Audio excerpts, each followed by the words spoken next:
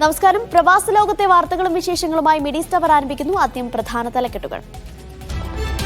യമനിലെ ഇസ്രായേൽ ആക്രമണത്തിന് സൗദിയുടെ വ്യോമപാത തുറന്നുകൊടുത്തിട്ടില്ലെന്ന് സൗദി പ്രതിരോധ മന്ത്രാലയ വക്താവ് തുർക്കി അൽ മാലിക്കി.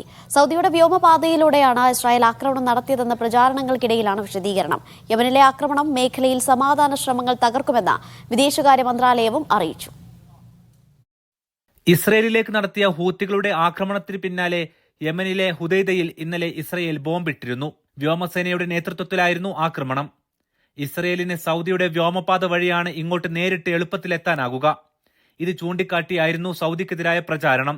ഇതിനാണ് സൗദി പ്രതിരോധ മന്ത്രാലയം വിശദീകരണം നൽകുന്നത്. ഗസയിലെ ആക്രമണം ഇസ്രയേൽ തുടങ്ങിയ ശേഷം സൗദി വ്യോമപാത ഇതുവരെ ഒരാൾക്കും ആക്രമണത്തിനായി തുറന്നു നൽകിയിട്ടില്ല. യമനിലെ ആക്രമണവും തുടർന്നുള്ള സംഭവങ്ങളും മേഖലയിലെ സമാധാന ശ്രമങ്ങൾക്ക് തുരങ്കം വെക്കുമെന്നും സൗദി വിദേശകാര്യ മന്ത്രാലയം മുന്നറിയിപ്പ് നൽകി. യമനിലെ സൈനിക നീക്കങ്ങൾ അവസാനിപ്പിച്ച് സമാധാനത്തിലേക്ക് നീങ്ങുകയാണ് സൗദിയെന്നും വിദേശകാര്യ മന്ത്രാലയത്തിന്റെ പ്രസ്താവനയിൽ പറയുന്നു. ഇസ്രയേൽ ആക്രമണം നടത്തിയെങ്കിലും യമനിലെ ഹൂത്തികൾ ഇപ്പോഴും ഇസ്രയേലിനെതിരായ ആക്രമണം തുടരുകയാണ്. യമനോട് ചേർന്ന് നിൽക്കുന്ന രാജ്യമായ എരിത്രിയയിൽ ഇസ്രയേലിന് സൈനിക താവളമുണ്ട്.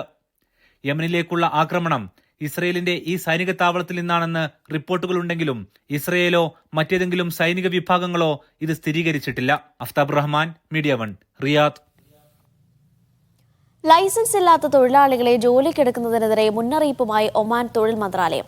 ഇത്തരം ആളുകളെ ജോലിക്ക് വയ്ക്കുന്നത് പിഴയും തടവ് ശിക്ഷ ലഭിക്കാനും കാരണമാകും. അനധികൃത തൊഴിലാളികളെ കണ്ടെത്താനുള്ള പരിശോധന ഊർജിതമായാണ് ഒമാനിലെ വിവിധ ഗവർണറേറ്റുകളിൽ നടക്കുന്നത്. ലൈസൻസ് ഇല്ലാത്ത തൊഴിലാളികൾ, നുഴഞ്ഞുകയറ്റക്കാർ തുടങ്ങി അനധികൃത ആളുകളെ ജോലിക്ക് വെക്കുന്നതിനെതിരെ ഒമാൻ പൌരന്മാർക്കും താമസക്കാർക്കും മുന്നറിയിപ്പ് നൽകി ഒമാൻ തൊഴിൽ മന്ത്രാലയം. തൊഴിൽ നിയമത്തിലെ ആർട്ടിക്കിൾ 143 അനുസരിച്ച് 10 ദിവസത്തിൽ കുറയാത്തതും 1 മാസത്തിൽ കൂടാത്തതുമായ തടവും 1000 റിയാൽ കുറയാത്തതും 2000 റിയാൽ കൂടാത്തതുമായ പിഴയുമായിരിക്കും ശിക്ഷ. അല്ലെങ്കിൽ ഇവയിൽ ഏതെങ്കിലും ഒന്ന് ചുമത്തുമെന്ന് തൊഴിൽ മന്ത്രാലയം മുന്നറിയിപ്പ് നൽകി. സെക്യൂരിറ്റി ആൻഡ് സേഫ്റ്റി സർവീസസ് കോർപ്പറേഷന്റെ ഇൻസ്പെക്ഷൻ യൂണിറ്റിന്റെ പിന്തുണയോടെയാണ് പരിശോധനാ ക്യാമ്പയിനുകൾ നടത്തുന്നത്. ഈ വർഷത്തിന്റെ ആദ്യ പകുതിയിൽ പുരുഷന്മാരും സ്ത്രീകളും ഉൾപ്പെടെ 9042 പേരാണ് അറസ്റ്റിലായത്. 7612 പേരെ നാടുകടത്തുകയും ചെയ്തു. ഒമാൻ വിഷൻ 2040ന്റെ ലക്ഷ്യങ്ങൾക്കനുസൃതമായി തൊഴിൽ വിപണി നിയന്ത്രിക്കുക എന്ന ലക്ഷ്യത്തോടെ എല്ലാ ഗവർണറേറ്റുകളിലും മന്ത്രാലയം പരിശോധന ശക്തമാക്കിയിരിക്കുകയാണ്. Media 1, Muscat. വിമാനത്താവളത്തിലേക്ക് പുറപ്പെടും മുമ്പ് തന്നെ സ്മാർട്ട് ഗേറ്റ് രജിസ്ട്രേഷൻ സ്റ്റാറ്റസ് പരിശോധിക്കാൻ യാത്രക്കാർക്ക് സൗകര്യമൊരുക്കി ദുബായ് എമിഗ്രേഷൻ. GDRFAയുടെ വെബ്സൈറ്റിൽ ഇതിനുള്ള സംവിധാനം ഏർപ്പെടുത്തി. എയർപോർട്ടിലെ നടപടിക്രമങ്ങൾ എളുപ്പത്തിലാക്കാൻ ഇതിലൂടെ യാത്രക്കാർക്ക് കഴിയും. തങ്ങൾക്ക് സ്മാർട്ട് ഗേറ്റുകൾ ഉപയോഗിക്കാൻ യോഗ്യതയുണ്ടോ എന്ന് മുൻകൂട്ടി തന്നെ അറിയാൻ ഇതിലൂടെ യാത്രക്കാർക്ക് സാധിക്കും. GDRFAയുടെ വെബ്സൈറ്റിൽ സ്മാർട്ട് ഗേറ്റ് രജിസ്ട്രേഷൻ സംബന്ധിച്ച ഭാഗത്ത് പാസ്പോർട്ട് നമ്പറോ മറ്റോ നൽകിയാൽ എളുപ്പത്തിൽ തന്നെ സ്മാർട്ട് ഗേറ്റ് സ്റ്റാറ്റസ് അറിയാനാകും. സ്മാർട്ട് ഗേറ്റുകൾ ഉപയോഗിക്കുന്നത് എമിഗ്രേഷൻ നടപടിയുടെ സമയം ഗണ്യമായി കുറയ്ക്കാനും സഹായിക്കും. സ്വദേശികൾക്ക് പുറമെ ദുബൈ റെസിഡൻസി വിസക്കാർക്കും GCC പൗരന്മാർക്കും മറ്റും സ്മാർട്ട് ഗേറ്റ് സൗകര്യം പ്രയോജനപ്പെടുത്താം. തിരക്കേറിയ സമയത്ത് സ്മാർട്ട് ഗേറ്റ് ഉപയോഗം യാത്രക്കാർക്ക് മാത്രമല്ല എമിഗ്രേഷൻ ജീവനക്കാർക്കും വലിയ തോതിൽ സമയം ലാഭിക്കാൻ അവസരമൊരുക്കും. കഴിഞ്ഞ വർഷം മാത്രം 21 ദശലക്ഷത്തിലേറെ യാത്രക്കാരാണ് ദുബൈയിൽ സ്മാർട്ട് ഗേറ്റ് സംവിധാനം പ്രയോജനപ്പെടുത്തിയത്. Media 1, Dubai. ഓഫ് സീസണിൽ അധിക ബാഗേജ് നിരക്കിൽ എയർ ഇന്ത്യ എക്സ്പ്രസും ഇൻഡിഗോയും ഇളവ് പ്രഖ്യാപിച്ചു. എയർ ഇന്ത്യ എക്സ്പ്രസിൽ അധിക ബാഗേജിന് 10 കിലോയ്ക്ക് 13 ദിനാറും ഇൻഡിഗോയിൽ 4 ദിനാറുമാണ് കുറച്ചത്. എയർ ഇന്ത്യ എക്സ്പ്രസിൽ ജൂലൈ ആഗസ്റ്റ് മാസങ്ങളിലും ഇൻഡിഗോയിൽ ജൂലൈ ആഗസ്റ്റ് സെപ്റ്റംബർ മാസങ്ങളിലുമാണ് ഇളവ്. ഞായറാഴ്ച കണ്ണൂരിൽ നിന്ന് കുവൈത്തിലേക്കും തിരിച്ചുമുള്ള എയർ ഇന്ത്യ എക്സ്പ്രസ് റദ്ദാക്കി. വൈകിട്ട് 3:45 കണ്ണൂരിൽ നിന്ന് പുറപ്പെട്ട് 6:25 കുവൈത്തിൽ എത്തുന്നതും കുവൈത്തിൽ നിന്ന് 7:25 പുറപ്പെട്ട് 2:55 കണ്ണൂരിൽ എത്തുന്നതുമായ വിമാനമാണ് റദ്ദാക്കിയത്. അതിനിടെ കുവൈത്ത് കോഴിക്കോട് വിമാനം ഞായറാഴ്ച 2.5 മണിക്കൂർ വൈകി. കോഴിക്കോട് നിന്ന് രാവിലെ 9-നുള്ള വിമാനം 11:26 പുറപ്പെട്ടത്. വിമാനം കുവൈത്തിലെത്താൻ വൈകിയതോടെയാണ് കുവൈത്ത് കോഴിക്കോട് വിമാനവും വൈകിയത്. ഉച്ചയ്ക്ക് 12:40 പുറപ്പെടേണ്ട വിമാനം ഇതോടെ 2:45 പുറപ്പെട്ടത്. പൊതുഗതാഗത സംവിധാനങ്ങൾ ശക്തിപ്പെടുത്തുന്നതിന്റെ ഭാഗമായി ദുബായ് റോഡ് ഗതാഗത അതോറിറ്റി 636 പുതിയ ബസ്സുകൾ വാങ്ങാൻ കരാർ നൽകി. 450 സിറ്റി ബസ്സുകൾ, 146 ഡബിൾ ഡെക്കർ ബസ്സുകൾ, 40 ഇലക്ട്രിക് ബസ്സുകൾ എന്നിവ ഇതിൽ ഉൾപ്പെടും. ഈ വർഷവും അടുത്ത വർഷവുമായി ബസ്സുകൾ നിരത്തിലെത്തും. കുറഞ്ഞ തോതിൽ കാർബൺ പുറന്തള്ളുന്ന യൂറോ 6 സ്പെസിഫിക്കേഷനോടുകൂടിയ ലോ ഫ്ലോർ ബസ്സുകളാകും വാങ്ങുക. വൈഫൈ സേവനങ്ങൾ, മൊബൈൽ ഫോൺ റീചാർജിംഗ് പോയിന്റുകൾ, മികച്ച സീറ്റ് സൗകര്യങ്ങൾ എന്നിവ പുതിയ ബസ്സുകളുടെ പ്രത്യേകതയായിരിക്കും. 2030 ദുബൈ നിവാസികളുടെ പൊതുഗതാഗത സംവിധാനങ്ങളുടെ ഉപയോഗം 25% വർദ്ധിപ്പിക്കാൻ ലക്ഷ്യമിട്ടാണ് കൂടുതൽ ബസ്സുകൾ നിരത്തിലിറക്കുന്നത്. 636 ബസ്സുകളിൽ 40 ഇലക്ട്രിക് ബസ്സുകൾ ചൈനീസ് കമ്പനിയായ സോങ്തോങ്ങിൻ്റേതാണ്. 450 സിറ്റി ബസ്സുകളിൽ നിന്ന് 400 എണ്ണം ജർമ്മൻ വാഹന ഭീമന്മാരായ ഫോക്സ്വാഗണിൻ്റെ സബ്സിഡിയറി കമ്പനിയായ മാൻ എന്ന ബ്രാൻഡിൻ്റേതും 50 എണ്ണം സോങ്തോങ്ങിൻ്റേതുമാണ്. 146 ഡബിൾ ഡെക്കർ ബസ്സുകളിൽ 76 എണ്ണം വോൾവോയും 70 എണ്ണം ഇസൂസുവിൻ്റേതുമാണ്. കൂടുതൽ യാത്രക്കാരെ ഉൾക്കൊള്ളാനും ഈ ബസ്സുകൾക്ക് സാധിക്കും. Media 1 Dubai. കുവൈത്തിൽ കള്ളക്കടത്ത് കേസിൽ 4 പേർക്ക് വധശിക്ഷ. 160 കിലോഗ്രാം ഹാഷിഷ് കടൽമാർഗം കടത്താൻ ശ്രമിച്ച കേസിലെ പ്രതികൾക്കാണ് വധശിക്ഷ വിധിച്ചത്. ജനറൽ ഡിപ്പാർട്ട്മെന്റും കോസ്റ്റ് ഗാർഡും നടത്തിയ സംയുക്ത പരിശോധനയിലാണ് പ്രതികളെ പിടികൂടിയത്. രാജ്യത്ത് മയക്കുമരുന്നിനെതിരെ കർശനമായ നടപടിയാണ് അധികൃതർ സ്വീകരിച്ചു വരുന്നത്. മയക്കുമരുന്ന് കടത്ത്, ഇടപാട്, ഉപയോഗം എന്നിവയ്ക്കെതിരെ ശക്തമായ നടപടി സ്വീകരിക്കുമെന്ന് അധികൃതർ മുന്നറിയിപ്പ് നൽകി. കുവൈത്തിലെ റെസ്റ്റോറന്റുകളിൽ സ്കിസ്റ്റോസ്റ്റോമിയാസിസ് പടരുന്നുവെന്ന വാർത്ത നിഷേധിച്ച് ആരോഗ്യ മന്ത്രാലയം. ഇത്തരത്തിൽ രാജ്യത്ത് കേസുകളൊന്നും രേഖപ്പെടുത്തിയിട്ടില്ലെന്നും മന്ത്രാലയം അറിയിച്ചു. മലിനമായ ജലത്തിൽ നിന്നുണ്ടാകുന്ന ഭക്ഷണങ്ങൾ വഴി ജലജന്യ രോഗങ്ങൾ പിടിപെടുവാനുള്ള സാധ്യത ഏറെയാണ്. അതിനിടെ ഭക്ഷ്യവിഷബാധയേറ്റവർ സുഖം പ്രാപിച്ചതായി അധികൃതർ അറിയിച്ചു. ഭക്ഷ്യസുരക്ഷ ഉറപ്പാക്കുന്നതിനും പൊതുശുചിത്വം പ്രോത്സാഹിപ്പിക്കുന്നതിനുമായി ആവശ്യമായ നടപടികൾ public authority for food and ന്യൂട്രീഷനുമായി ചേർന്ന് സ്വീകരിക്കുന്നതായി അധികൃതർ അറിയിച്ചു. മക്കയിൽ വിശുദ്ധ കഅബ കഴുകൽ ചടങ്ങ് പൂർത്തിയായി. മക്ക ഡെപ്യൂട്ടി ഗവർണറുടെ നേതൃത്വത്തിലായിരുന്നു ചടങ്ങ്. ഹജ്ജ്, ഉംറ മന്ത്രിയും പണ്ഡിത സഭാംഗങ്ങളും കഅബയുടെ പരിചാരകരും ചടങ്ങിൽ പങ്കെടുത്തു.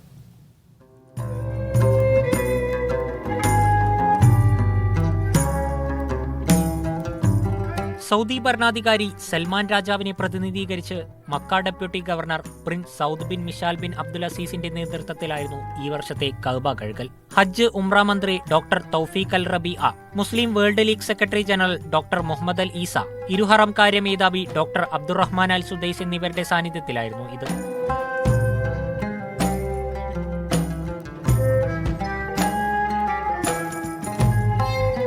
സംസം വെള്ളം ഉപയോഗിച്ച് കഅബയുടെ ചുമരും നിലവും ചടങ്ങിൽ വൃത്തിയാക്കും. അതിനുശേഷം തോയിഫിലെ പനിനീർ ഓയിലും ഊതും കസ്തൂരിയും ഉപയോഗിച്ച് തുടച്ചിടും. ലോകത്തിലെ ഏറ്റവും മികച്ച ഊതുപയോഗിച്ച് കഅബയ്ക്കകം സുഗന്ധം പുകയ്ക്കുന്നതോടെയാണ് ചടങ്ങ് പൂർത്തിയാകുന്നത്.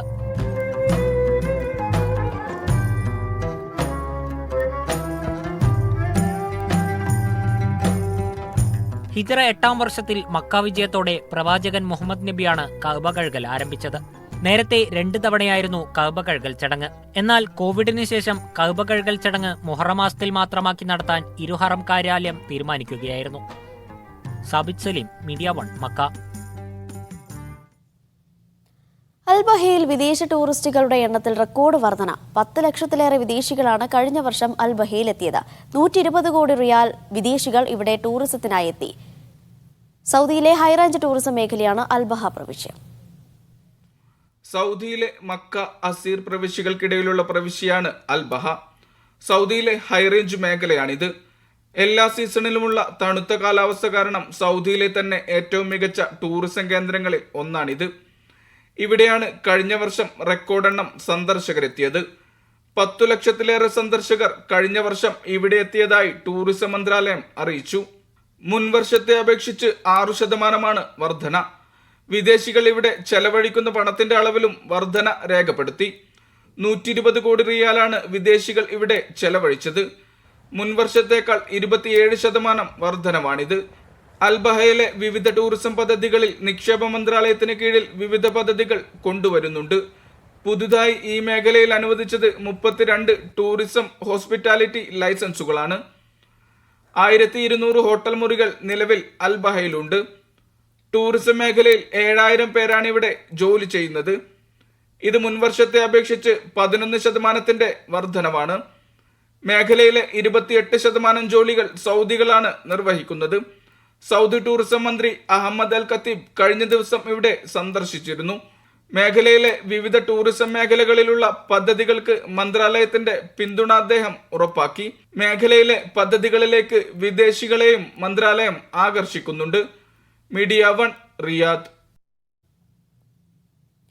UAE വൈസ് പ്രസിഡന്റും പ്രധാനമന്ത്രിയും ദുബായ് ഭരണാധികാരിയുമായ ഷെയ്ഖ് മുഹമ്മദ് ബിൻ റാഷിദ് അൽ മക്തൂം ദുബായിലെ ബിസിനസ് പ്രമുഖരുമായും ഉന്നത ഉദ്യോഗസ്ഥരുമായും കൂടിക്കാഴ്ച നടത്തി. ഉയർന്ന സർക്കാർ, അർദ്ധ സർക്കാർ ഉദ്യോഗസ്ഥർ, സ്വകാര്യ മേഖലകളിലെ മേധാവികൾ, നിക്ഷേപകർ തുടങ്ങിയവർ ദുബായ് യൂണിയൻ ഹൌസിൽ നടന്ന പ്രതിവാര മജ്ലിസിൽ പങ്കെടുത്തു. ദുബൈ കിരീടാവകാശിയും UAE ഉപപ്രധാനമന്ത്രിയും പ്രതിരോധ മന്ത്രിയുമായ Sheikh Hamdan bin Mohammed bin Rashid അൽ മക്തൂം മജ്ലിസിൽ പങ്കെടുത്തു. UAEയുടെ സമഗ്ര വികസനം മുന്നോട്ട് കൊണ്ടുപോകുന്നതിനും വിവിധ മേഖലകളിൽ അതിന്റെ നേതൃസ്ഥാനം ശക്തമാക്കുന്നതിനും നടപടി വേണമെന്ന് ഷെയ്ഖ് മുഹമ്മദ് യോഗത്തിൽ പറഞ്ഞു. പൊതുസ്വകാര്യ മേഖലകൾ തമ്മിലുള്ള പങ്കാളിത്തം വർദ്ധിപ്പിച്ച് ലക്ഷ്യങ്ങൾ കൈവരിക്കുകയാണ് പ്രധാനം. അതുവഴി വരും തലമുറകൾക്ക് സമൃദ്ധമായ ഭാവി ഉറപ്പാക്കാൻ പങ്കുവഹിക്കണമെന്നും അദ്ദേഹം നിർദ്ദേശിച്ചു. UAE artificial intelligence, digital economy, remote work application സഹമന്ത്രി ഉമർ ബിൻ സുൽത്താൻ അൽ ഉലമയുടെ പ്രഭാഷണവും മജ്ലിസിൽ നടന്നു. UAEയും ആർട്ടിഫിഷ്യൽ ഇന്റലിജൻസും ശതാബ്ദിയിലേക്കുള്ള ഒരു യാത്ര എന്ന തലക്കെട്ടിലായിരുന്നു പ്രഭാഷണം. Media 1 Dubai. ആഗോളതലത്തിൽ ബാധിച്ച സൈബർ തകരാറിനെ തുടർന്ന് 2 ദിവസത്തിനിടെ UAEയിൽ റദ്ദാക്കിയത് 10 വിമാന സർവീസുകൾ. വ്യോമയാന മേഖല വിലയിരുത്തുന്ന കമ്പനിയായ സിറിയം ഡാറ്റ പുറത്തുവിട്ട കണക്കനുസരിച്ച് ശനിയാഴ്ച ആകെ 986 വിമാന സർവീസുകളിൽ 6 എണ്ണവും വെള്ളിയാഴ്ച 975 സർവീസുകളിൽ 4 എണ്ണവും മാത്രമാണ് റദ്ദാക്കിയത്. സൈബർ തകരാർ പല രാജ്യങ്ങളിലും വലിയ രീതിയിൽ ബാധിച്ചപ്പോൾ UAE വിമാന കമ്പനികൾക്കും വിമാനത്താവളങ്ങൾക്കും അത് കാര്യമായ പ്രശ്നം സൃഷ്ടിച്ചില്ല. UAEയിലെ വ്യോമയാന മേഖലയിൽ ഇത് ചെറിയ ആഘാതം മാത്രമേ ഏൽപ്പിച്ചിട്ടുള്ളൂവെന്ന് വെള്ളിയാഴ്ച ജനറൽ സിവിൽ ഏവിയേഷൻ അതോറിറ്റി അധികൃതർ വ്യക്തമാക്കിയിരുന്നു. ചില വിമാന സർവീസുകളുടെ ചെക്ക് ഇൻ പ്രക്രിയയിൽ ചെറിയ തോതിൽ കാലതാമസം നേരിട്ടു.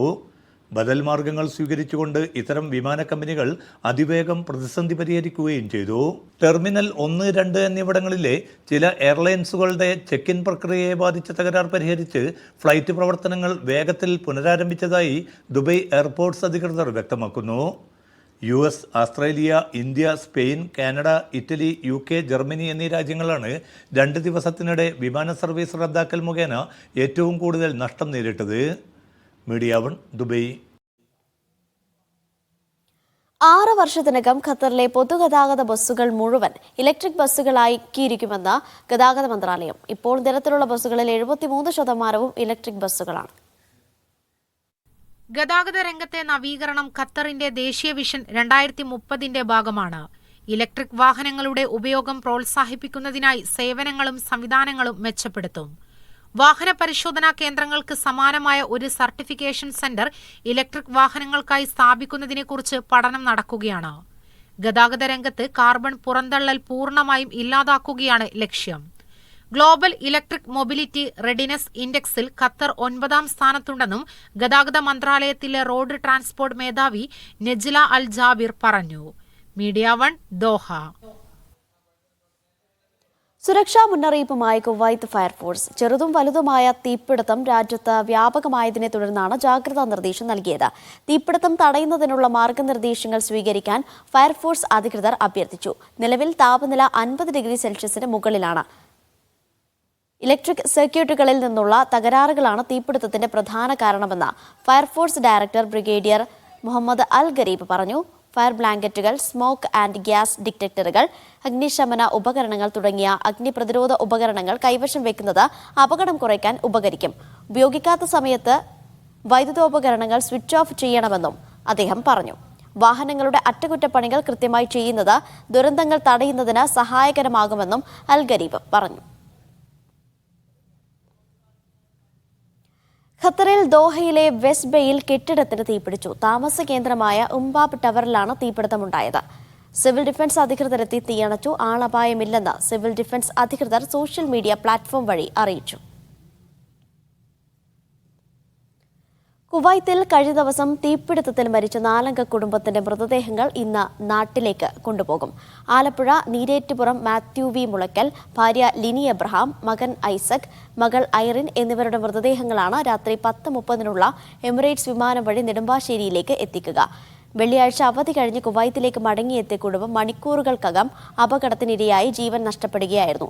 ഇന്നലെ പോസ്റ്റ്മോർട്ടവും മറ്റ് നടപടികളും പൂർത്തിയാക്കിയിരുന്നു. ഇന്ന് ഉച്ചയ്ക്ക് ശേഷം 2:30 മരിച്ചവരുടെ മൃതദേഹം സഭാ മോർച്ചറിയിൽ പൊതുദർശനത്തിന് വെച്ചു. സമൂഹത്തിന്റെ വിവിധ മേഖലയിൽ നിന്നുള്ളവർ കുടുംബത്തെ അവസാന നോക്കു കാണാൻ മോർച്ചറിയിലെത്തി. അബ്ബാസിയയിലുണ്ടായ തീപിടുത്തത്തിൽ മരണപ്പെട്ടവർക്ക് ആദരാഞ്ജലികളുമായി കുവൈത്തിലെ വിവിധ സംഘടനകൾ. 4-അംഗ കുടുംബത്തിന്റെ മരണത്തിൽ അഗാധമായ ദുഃഖവും അനുശോചനവും രേഖപ്പെടുത്തുന്നതായി കലാ കുവൈത്ത് ഭാരവാഹികൾ അറിയിച്ചു.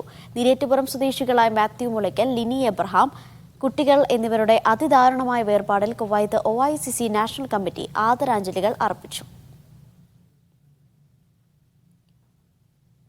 രാജ്യത്തിന്റെ പൈതൃകവും സംസ്കാരവും സമന്വയിപ്പിക്കുന്ന അബുദാബി അൽ ദഹ്റയിലെ ലിവ ഈത്തപ്പഴമേള ആയിരങ്ങളെ ആകർഷിക്കുന്നു. മേള ഈ മാസം 28 വരെ നീണ്ടു നിൽക്കും. 100 കണക്കിന് കർഷകർ പങ്കെടുക്കുന്ന മേളയിൽ വിവിധ ഇനങ്ങളിലായി നിരവധി മത്സരങ്ങളും ഒരുക്കിയിട്ടുണ്ട്. വിപുലമായ ലിവ ഈത്തപ്പഴമേളയിൽ എല്ലാ ഇനങ്ങളും ലഭ്യമാണ്. ഏറ്റവും കൂടുതൽ സമ്മാനത്തുകയുള്ള ഈത്തപ്പഴമേള കൂടിയാണിത്. അൽദഫ്രയിലെ ഭരണാധികാരിയുടെ പ്രതിനിധി Sheikh Hamdan bin Zayed Al Nahyan മേള സന്ദർശിച്ചു. രാജ്യത്തെ ഈത്തപ്പഴ കർഷകർക്ക് ഉൽപ്പന്നങ്ങൾ പുറം ലോകത്തിന് പരിചയപ്പെടുത്താനുള്ള മികച്ച അവസരം കൂടിയാണ് മേളയെന്ന് അദ്ദേഹം പറഞ്ഞു. രാജ്യത്തെ കർഷകരുടെ ശാക്തീകരണം ലക്ഷ്യം വെച്ചാണ് വർഷം തോറും അൽദഫ്രയിലെ ലിവ ഈത്തപ്പഴമേള സംഘടിപ്പിക്കുന്നത്. വിവിധ പ്രദേശങ്ങളിൽ ഉൽപ്പാദിപ്പിക്കുന്ന വേറിട്ട ഈത്തപ്പഴങ്ങൾ ലിവ മേളയുടെ പ്രത്യേകതയാണ്. ഈത്തപ്പഴം കൂടാതെ രാജ്യത്ത് പ്രാദേശിക കർഷകർ ഉൽപ്പാദിപ്പിക്കുന്ന മാങ്ങ, നാരങ്ങ, ബദാം, പച്ചക്കറി വിഭവങ്ങൾ തുടങ്ങിയവയും പ്രദർശനത്തിനെത്തുന്നുണ്ട്. മേളയോടനുബന്ധിച്ച് നിരവധി കലാസാംസ്കാരിക പരിപാടികളും ഒരുക്കിയിട്ടുണ്ട്. Media 1 Dubai. മാമ്പഴ ഉൽപാദനത്തിൽ സ്വയം പര്യാപ്തത കൈവരിക്കുന്നതിനായി സൗദി പരിസ്ഥിതി കാർഷിക മന്ത്രാലയം ജിസാനിലാണ് ഇത്തവണ മാമ്പഴം ഏറ്റവും അധികം ഉൽപ്പാദിപ്പിച്ചത്. സൗദി വിപണിയിലേക്ക് ആവശ്യമായതിന്റെ 68% രാജ്യത്ത് തന്നെ ഉൽപ്പാദിപ്പിക്കുന്നുണ്ട്. 7000-നടുത്ത കൃഷിയിടങ്ങളിലാണ് ഇത്തവണ മാമ്പഴ കൃഷി ഇറക്കിയത്.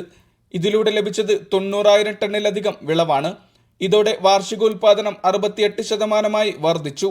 ഉൽപാദനത്തിൽ ഒന്നാമതെത്തിയിട്ടുള്ളത് ജസാൻ പ്രദേശമാണ്. 60,000 ടൺ മാമ്പഴമാണ് ഇവിടെ ഉൽപ്പാദിപ്പിച്ചത്. 18,000 ടൺ ഉൽപാദനവുമായി മക്കയാണ് 2ാം സ്ഥാനത്ത്. Medina, Asir, Tabuk, Al Baha, Najran, Riyadh എന്നിവിടങ്ങളിലും മെച്ചപ്പെട്ട വിളവാണ് ഇത്തവണ ലഭിച്ചത്. Tommy Atkins, Keitt, Kent, Alphonso എന്നിവയുൾപ്പെടെ 20-ലധികം വ്യത്യസ്തതരം മാമ്പഴങ്ങളാണ് രാജ്യത്ത് ഉൽപ്പാദിപ്പിക്കുന്നത്. ആരോഗ്യപരമായി ഏറെ ഗുണങ്ങളുള്ള മാമ്പഴങ്ങളാണിവ.